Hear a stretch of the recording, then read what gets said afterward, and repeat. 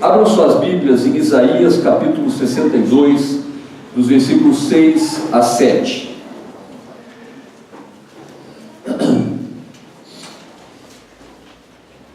É todo o capítulo 62, mas apesar de não ser muito extenso, como eu vou estar citando vários textos de Isaías 62, eu peço que você em casa leia esse texto, estude acerca deste capítulo. Deus com certeza vai falar ao seu coração. Nós vamos falar hoje sobre um fardo por avivamento. E nos versículos 6 e 7, nós vemos o cerne, o centro deste capítulo.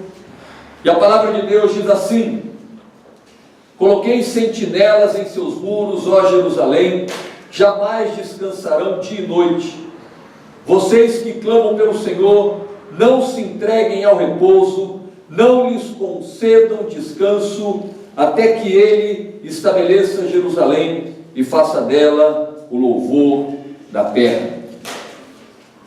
Coloquei sentinelas em seus muros, eles jamais descansarão. Eles clamam pelo Senhor, eles não descansam até que Jerusalém seja estabelecido para o louvor da terra. Meu irmão e minha irmã, se há algo que hoje demonstra a nossa necessidade de avivamento, é só olharmos para o nosso redor. Quando olhamos para o redor da igreja, nós observamos a necessidade de um avivamento. A igreja, dia a dia, parece estar tomando cada vez mais a forma do mundo. A igreja, cada dia mais, se parece com o mundo. E isso é frustrante, porque a igreja deveria cada vez mais se parecer diferente do mundo. Mas o que temos percebido é uma igreja que se assemelha, que vai se confundindo com o que o mundo tem sido.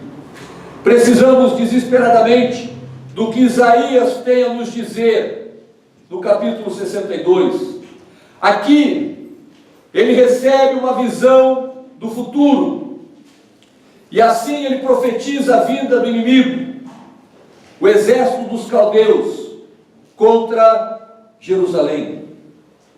Ele pode ver a destruição da cidade santa e o povo sendo levado cativo para a Babilônia.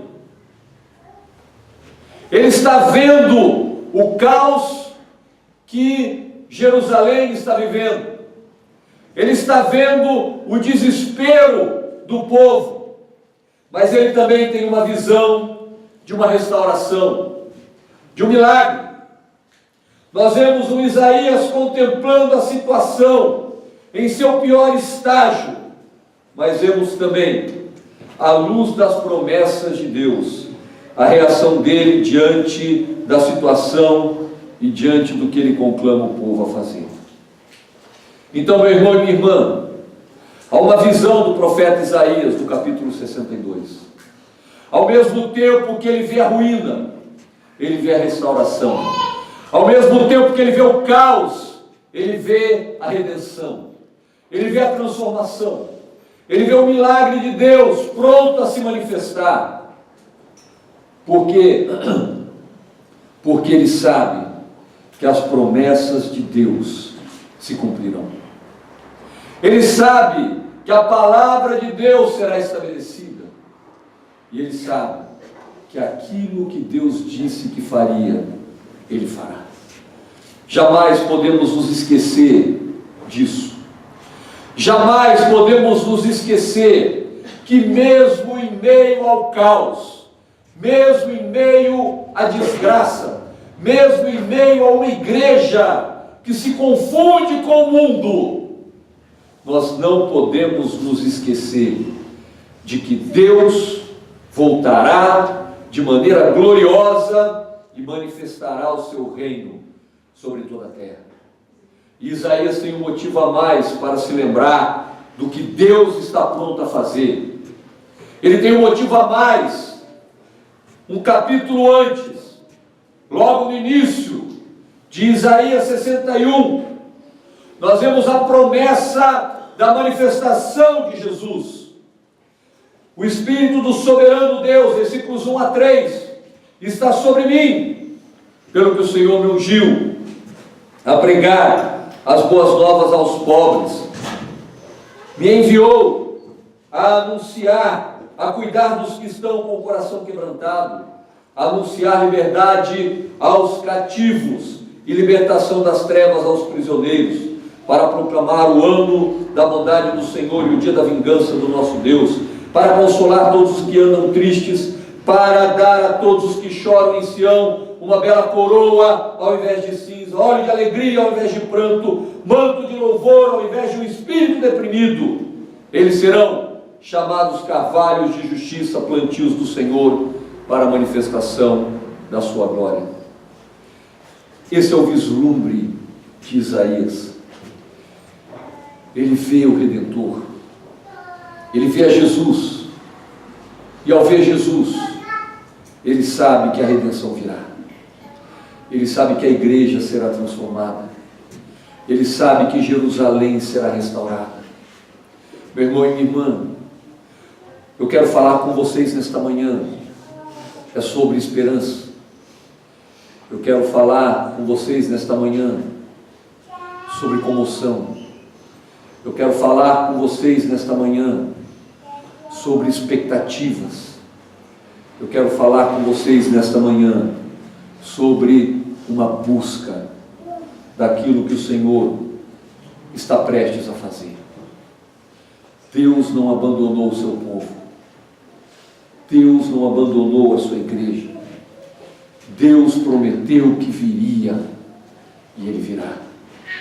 Deus prometeu avivamento nos últimos dias e Ele o fará.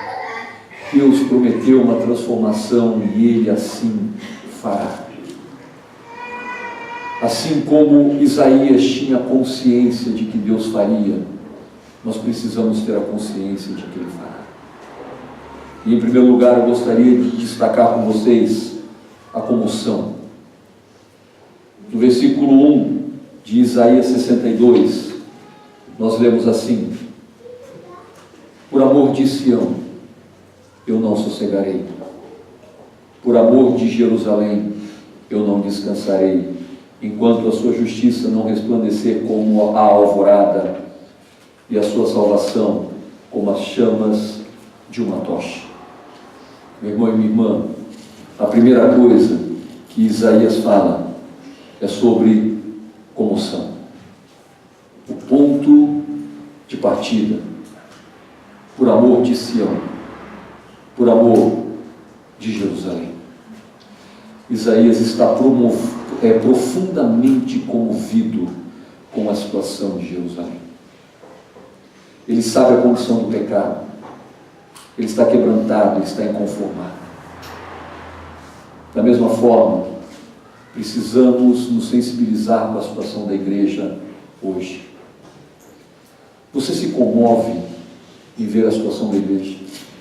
Você se comove em sentir o que a igreja está vivendo, pelo caminho que ela está percorrendo, o caminho em que ela está indo?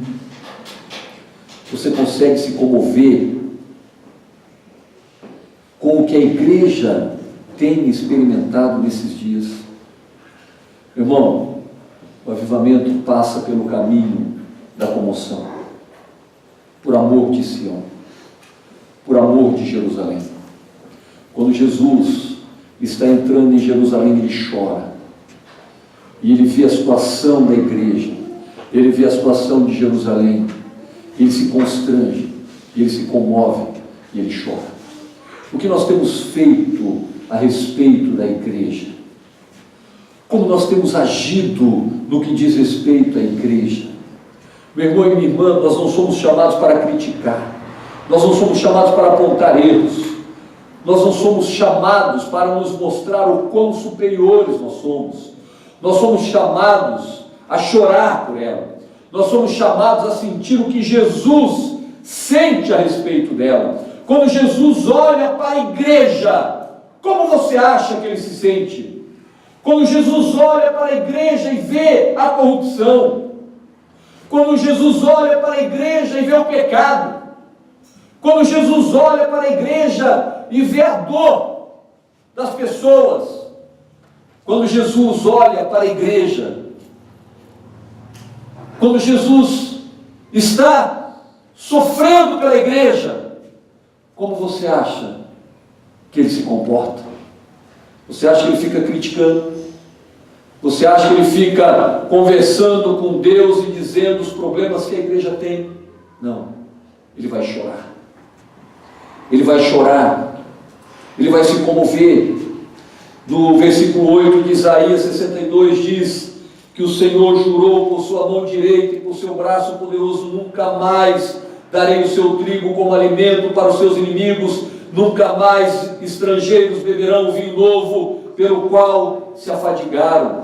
O que ele está falando aqui é o seguinte: os inimigos estão usufruindo das bênçãos que eram destinadas ao povo de Deus. Isaías se incomoda com isso, Deus se incomoda com isso, e você pode ter certeza que ele virá e vai intervir. Mas nós, como igreja, precisamos nos comover, precisamos sentir, precisamos chorar pela igreja. Meu irmão e minha irmã, a igreja está vivendo uma apatia, talvez como nunca antes na história. A igreja viveu uma apatia como tem vivido nos dias de hoje. Talvez a igreja nunca tenha sido tão apática como tem sido nos dias de hoje. Mas o que nós temos feito? Nós temos que chorar por ela. Nós temos que sentir a dor que o Senhor Jesus sente por ela. Nós temos que ouvir o clamor da igreja de Cristo Jesus. Meu irmão e minha irmã, nos versículos 2 e 3 diz que as nações verão a sua justiça, todos os reis verão a sua glória. Você será chamada por um novo nome que a boca do Senhor lhe dará. Será uma esplêndida coroa na mão do Senhor, um diadema real na mão do seu Deus. Essa é a visão de Deus para a igreja. Essa é a visão que Deus tem para a igreja. E é isso que nós precisamos sonhar. É com essa igreja que nós precisamos sonhar e precisamos buscar e precisamos crer. Precisamos ser a igreja que Ele espera que nós sejamos. Precisamos sentir a dor que Ele sente, para que possamos ver uma igreja completamente transformada, para ver uma igreja completamente restaurada. Mas não é apenas a comoção que Isaías vai falar, ele vai falar também da proclamação. Eu não sossegarei e eu não descansarei. No capítulo 62, versículo 1, que nós já lemos: eu não sossegarei, eu não descansarei. Isaías anseia que as nações a vejam como ela é destinada a ser. A razão dele não sossegar e não descansar está no fato de que as nações verão a sua justiça e todos os reis a sua glória. Meu irmão e minha irmã, nós não podemos descansar até a hora em que as pessoas olharem para a igreja e ver na igreja a solução. Hoje as pessoas encontram solução na política. Hoje as pessoas encontram a solução na economia. Hoje as pessoas encontram a solução na família. Hoje as pessoas encontram a solução nos amigos. As pessoas só encontrarão solução na igreja. E quando eu falo igreja, meu irmão e minha irmã, eu não estou falando das quatro paredes, eu não estou falando do templo, Eu não estou falando de construções, eu estou falando de um povo que ama e serve ao Senhor Jesus Cristo. Eu estou falando de pessoas que levam esperança, porque a sua família pode te ajudar, mas ela não pode te dar a vida eterna. A política pode te ajudar, muito embora no Brasil isso não seja real, mas ela não pode te dar a vida eterna. A economia pode resolver os seus problemas hoje, mas não resolverão os seus problemas eternos. A única solução para a eternidade do homem está na igreja. Está na igreja do Senhor Jesus Cristo. Meu irmão e minha irmã, entenda uma coisa: nós, como igreja, somos a esperança do mundo. Não por aquilo que somos, mas por aquilo que carregamos. Nós carregamos a Jesus Cristo dentro de nós. Nós somos cheios do Espírito Santo. Nós entendemos a obra que Jesus fez nas nossas vidas. E a esperança da humanidade está na igreja, está no povo de Deus, está no povo que clama, que aponta uma direção. Por isso Isaías vai dizer: eu não descansarei, eu não sossegarei. Eu estarei falando, eu estarei insistindo. Nos versículos 11 e 12, nós vemos: o Senhor proclamou aos confins da terra. O Senhor proclamou aos confins da terra. Digam à cidade de Sião: veja, o seu Salvador vem. Ele traz a sua recompensa e o seu galardão acompanha. Eles serão chamados povo santo, redimidos do Senhor, e você será chamada procurada, cidade não abandonada. A esperança de salvação está na igreja. Meu irmão, durante muito tempo as nações iam a Jerusalém porque havia esperança. Quando o rei Davi, ele conquistou quase que tudo que tinha ao seu redor, as pessoas subiam a Jerusalém para louvar, para adorar, porque ali havia esperança. Se você ler os cânticos dos degraus, Salmo, se eu não me engano, do Salmo 120 até o Salmo 136, você vai ver como eles se alegravam. Alegrei-me quando me disseram: vamos à casa do Senhor. Eles subiam carregando seus feixes com alegria, porque estavam indo na presença do Senhor. Eles sabiam que na presença do Senhor havia esperança. Eles sabiam que na presença do Senhor havia redenção. Mas hoje, meu irmão e minha irmã, as pessoas vão às igrejas não para encontrar uma esperança eterna, mas para encontrar uma esperança terrena. Elas vão para a igreja para conhecer pessoas e não a Jesus, que é o que une as pessoas. Elas vão às igrejas para se tornarem como que um grupo social, e não para adorar aquele que é o Salvador e Redentor das nossas vidas. Muitas igrejas têm se tornado um clube. Muitas igrejas têm se tornado um lugar onde as pessoas prosperam. Em muitos lugares a igreja tem se tornado um lugar sem propósito nenhum. Mas como igreja nós devemos clamar, nós devemos orar, nós devemos nos posicionar, porque a igreja ainda é o lugar onde Deus deixou como esperança para a humanidade. Foi assim nos primórdios, não é diferente hoje.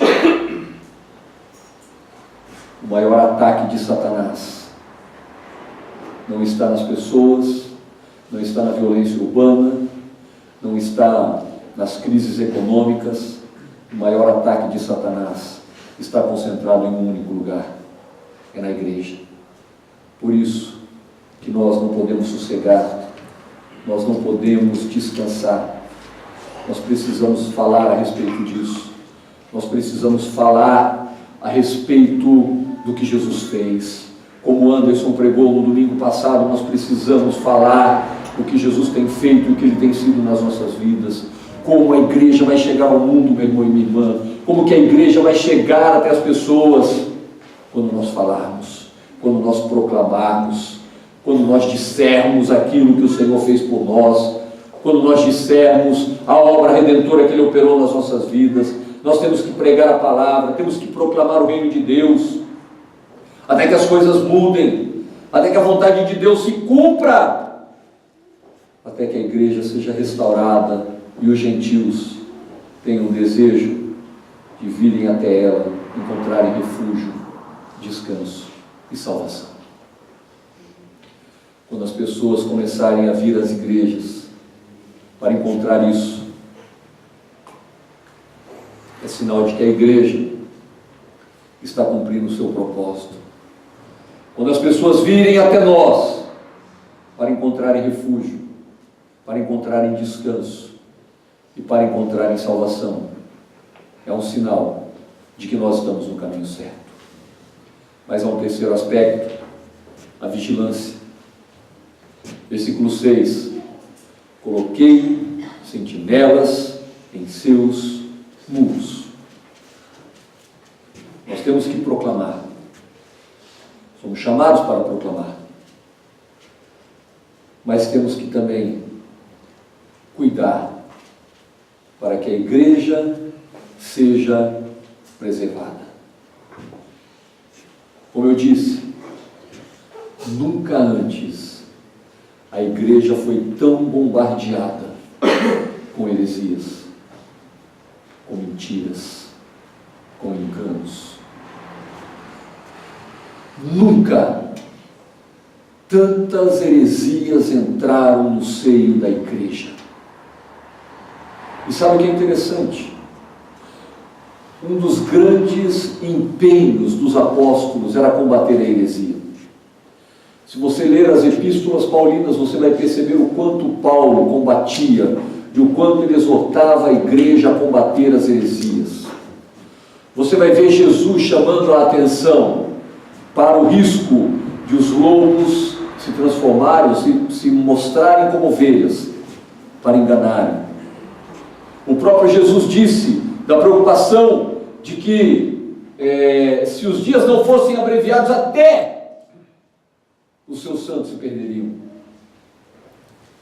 Mas é impressionante como no transcorrer dos anos, a igreja foi baixando a sua guarda, no ímpeto de crescer, na ânsia de ter multidões.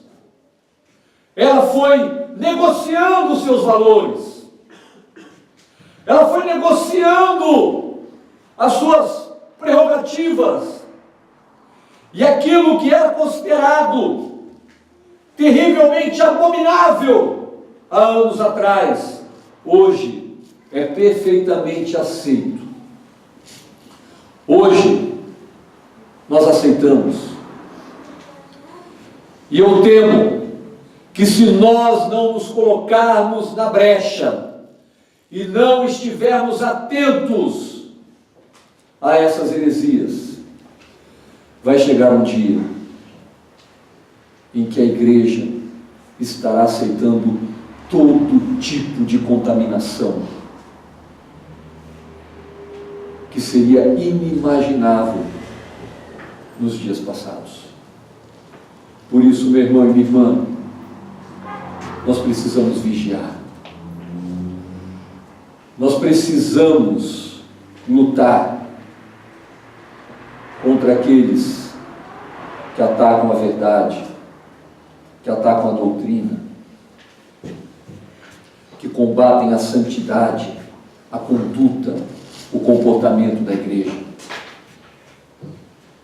Somos atalaias, somos guardiões, temos que estar constantemente sobre os muros, temos que estar vigiando, é nossa responsabilidade vigiar para que as heresias não entrem no seio da igreja, para que a mentira não entre no seio da igreja.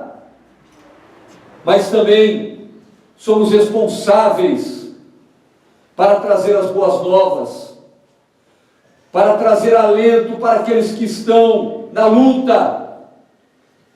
Abacuque capítulo 2, versículo 1 diz assim: ficarei no meu posto de sentinela e tomarei posição sobre a muralha, aguardarei para ver o que ele me dirá e que resposta terei à minha queixa. Olha que coisa tremenda. Abacuque está ali vigiando, está ali como guardião, mas ao mesmo tempo ele está esperando uma palavra para levar alento, esperança. Ao mesmo tempo que nós temos que combater as heresias, nós temos a obrigação de dizer que a igreja, ela não vai acabar, que a igreja santa e verdadeira, ela permanecerá. Porque, meu irmão e minha irmã, séculos se passaram, tivemos períodos negros na história,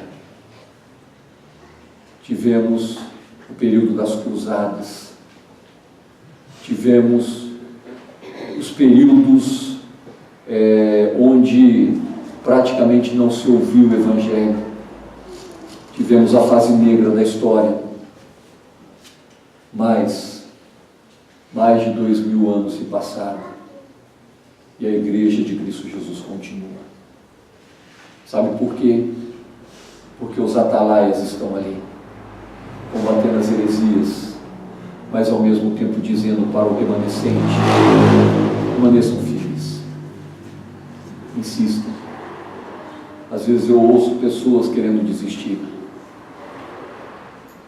às vezes eu vejo pessoas querendo abrir mão, querendo desistir da igreja. Ontem eu vi uma reportagem que hoje existem no Brasil mais de 4 milhões de desigrejados, pessoas que professam sua fé em Cristo Jesus, mas que não congregam em nenhuma igreja. Sabe por quê? Porque estão desiludidos com a igreja, mas também porque deixaram de perseverar, deixaram de lutar por aquilo que Jesus sempre acreditou. A nossa missão, meu irmão e minha irmã, é não desistir nunca, é não desistir jamais. Por essa razão, nós vemos o quarto aspecto do texto de Isaías 62, que é a superação. Jamais descansarão dia e noite. Vocês que clamam pelo Senhor, não se entreguem ao repouso, não lhe concedam descanso, até que Ele estabeleça Jerusalém, faça dela o louvor da terra. Não se entreguem ao repouso. Meu irmão e minha irmã, sabe quando nós vamos ver um avivamento? Sabe quando?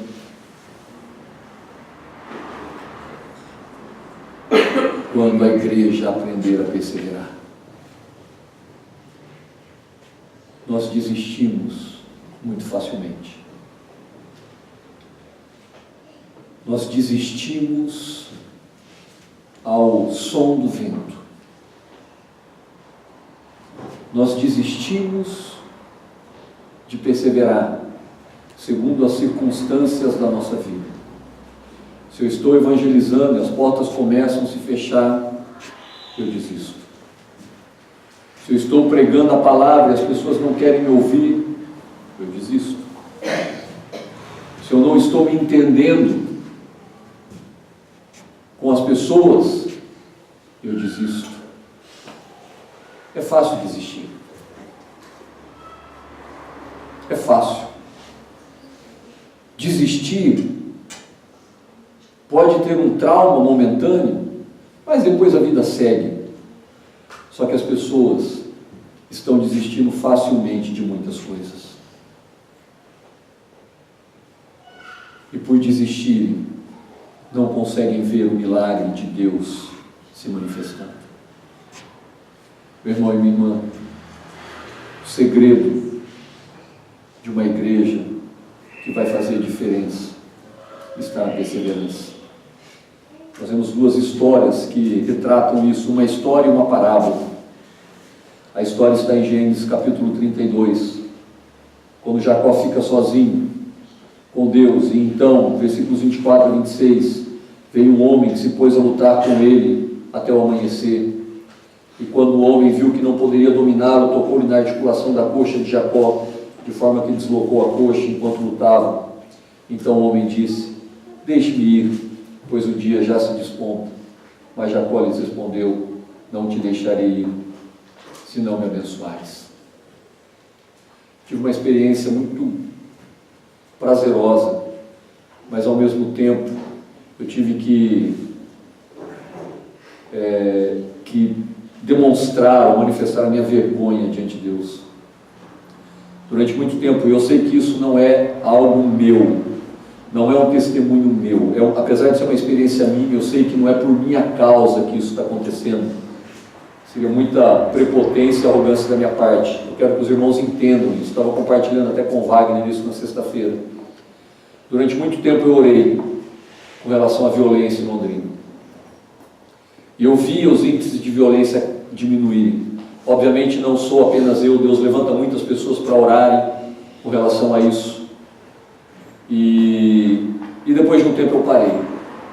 Por uns 5 anos, se não mais, eu parei de orar com relação à violência em Londrina. Porque o sentimento que me batia no coração é o seguinte: não vale a pena. A gente vê tanta violência de maneira tão absurda, como a que aconteceu essa semana lá em Araçariguama, que nós parece que perdemos a fé, perdemos a esperança e perdemos a motivação de orarmos. Mas um dia Deus me chamou a atenção. Ele disse assim: por que você parou? É óbvio que Deus não precisa de mim para fazer nada, mas por um outro lado Ele diz que nós precisamos orar. Ele diz inclusive que nós precisamos orar pela paz em Jerusalém.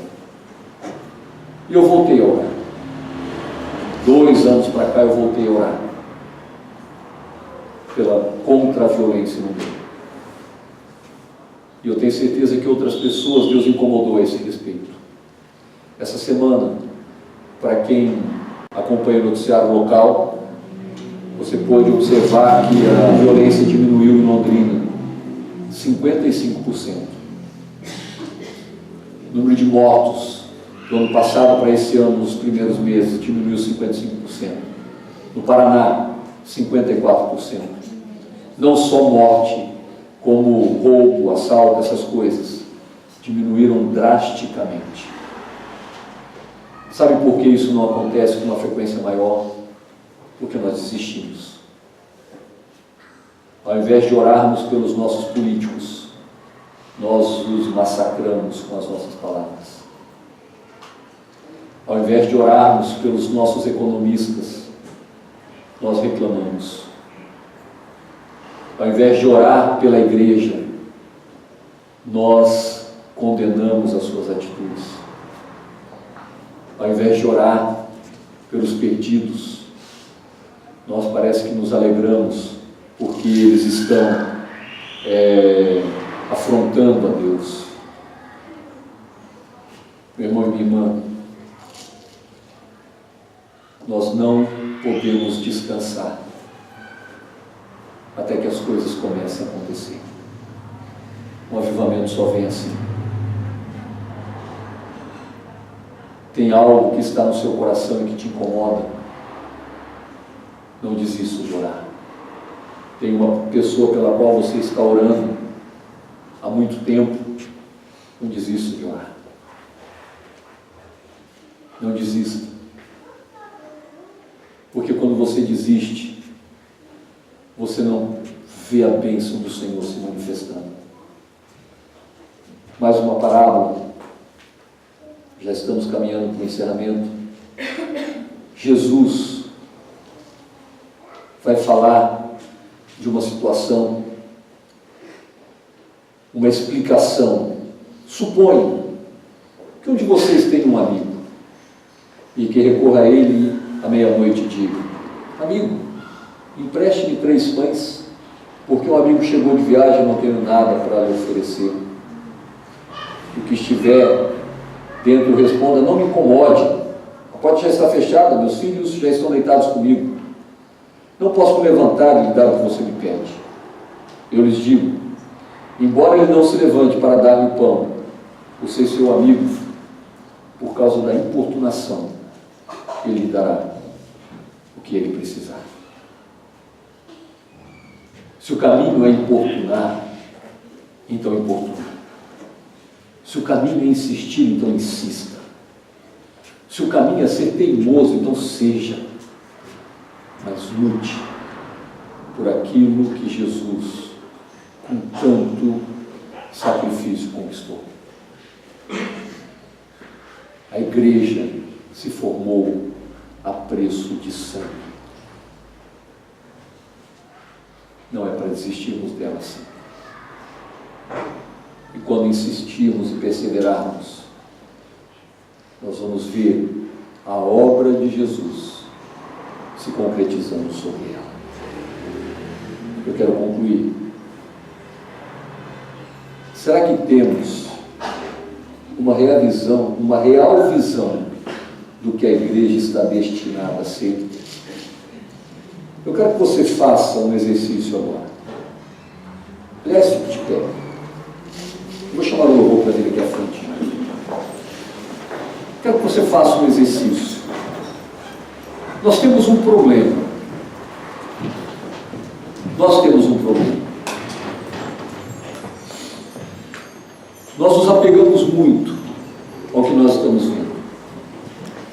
Em todas as áreas da nossa vida, nós temos a mania de não olhar para o alto, mas de olhar para baixo. Nós temos essa mania.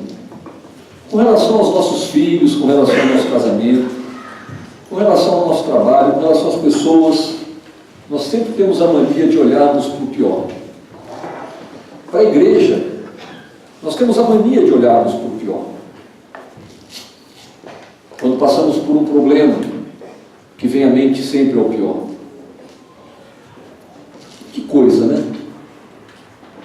Como insistimos nisso? Mas eu quero que você faça um exercício agora na sua mente. Você tem uma real visão do que a igreja está destinada a ser? Você consegue enxergar a igreja perfeita? A igreja que Jesus sonha? Porque eu vou dizer uma coisa para você. A igreja que Jesus sonha, ela vai acontecer. Porque Ele disse, e não porque eu estou dizendo. A igreja perfeita, mesmo que isso aconteça apenas no céu, ela vai acontecer. A igreja, como Jesus sonhou, vai ser uma realidade. E por ser uma realidade, eu quero que você feche os seus olhos e sonhe essa igreja. O versículo 5 de Isaías 62, versículo 5 diz assim: assim como um jovem se casa com a sua noiva, que os seus filhos se casarão com você. Assim como o noivo se regozija por sua noiva, assim o seu Deus se regozija por você. Meu irmão e minha irmã, sonhe essa igreja. Enquanto o louvor estiver ministrando, feche seus olhos e lembre-se das promessas de Deus para a sua igreja. Lembre-se das promessas de Deus para a sua igreja e sonhe com essa igreja, porque essa igreja, ela vai se tornar uma realidade. E eu louvo a Deus por isso. E nós vamos perseverar para que isso se torne uma realidade. Amém? Maravilhoso conselheiro, Deus forte de mim, Pai da eternidade, vem-se da paz. Quando nós estávamos cantando esse cântico, lembrei de onde ele foi tirado. Eu gostaria vocês acerca da nossa esperança e acerca daquilo que nos dá força para continuar e para lutar e para batalhar pela igreja do Senhor Jesus Cristo. Portanto, se há algum conforto em Cristo, se há alguma consolação do amor, se há alguma comunhão do Espírito, se há alguns entranháveis afetos de compaixão, completai o meu gozo, para que sintais o mesmo, tendo o mesmo amor, o mesmo ânimo, sentindo uma mesma coisa. Nada façais por contenda ou por vanglória, mas por humildade, cada um considere os outros superiores a si mesmo. E de sorte que haja em vós o mesmo sentimento que houve em Cristo Jesus, que sendo em forma de Deus, não teve por usurpação ser igual a Deus, mas esvaziou-se de si mesmo, tomando a forma de servo, fazendo-se semelhante a homens, e achado na forma de homem, humilhou-se a si mesmo, sendo obediente até a morte, e morte de cruz. Por isso também Deus o exaltou soberanamente e lhe deu um nome que é sobre todo nome, para que ao nome de Jesus se dobre todo o joelho dos que estão no céu, na terra e debaixo da terra, toda língua confesse que Jesus Cristo é o Senhor, para a glória de Deus Pai. Muito obrigado, Senhor, porque vai ter um dia em que todo joelho vai se dobrar. Vai ter um dia em que Satanás estará curvado de joelhos diante da Tua majestade. Vai ter um dia em que poderosos estarão curvados diante do Senhor. Vai ter um dia em que Faraó, em que Nero, em que Hitler estarão curvados diante do Senhor. Vai ter um dia em que a Tua igreja toda vai estar de joelhos diante da Tua presença. E nesse dia, toda língua vai confessar que Jesus Cristo é o Senhor, para a glória de Deus Pai. A promessa que Tu tens para nós, Pai, é maravilhosa demais, para que desistamos dela tão facilmente. Por isso, Senhor, renova a nossa força, renova a nossa esperança, renova, Senhor, a nossa fé, renova, Senhor, o nosso vigor, para que possamos continuar lutando. Porque sabemos, ó Deus, que vale a pena lutar pela igreja, porque ela é Tua. Ela não pertence a nós, mas pertence a Ti. Que nós possamos chorar por ela, possamos lutar por ela, possamos nos alegrar com ela, mas que ao fim de tudo possamos celebrar com ela na Tua presença, adorando e exaltando o Teu nome, Pai. Move o nosso coração para que esta verdade se cumpra nas nossas vidas e para que nós possamos, ó Pai, chegar naquele dia e ter a certeza de que lutamos e batalhamos e a nossa recompensa virá. Ajude-nos, ó Pai. Ajude-nos, ó Deus, nessa jornada. Ajude-nos, ó Deus, a termos esta comoção. Ajude-nos, ó Deus, a termos essa disposição, a proclamarmos. Ajude-nos, ó Deus, a vigiarmos e que nós possamos ter essa superação para vermos o Teu reino sendo estabelecido sobre toda a terra. Esse é o nosso desejo, essa é a nossa vontade, e é por isso que oramos, ó Pai. E que a graça do nosso Senhor e Salvador Jesus Cristo, o amor de Deus, o nosso eterno Pai, a comunhão e as consolações do amado Espírito Santo de Deus seja sobre você, meu irmão, seja sobre você, minha irmã, e seja sobre a igreja de Cristo Jesus espalhada por toda a terra. hoje e para todo sempre. Amém.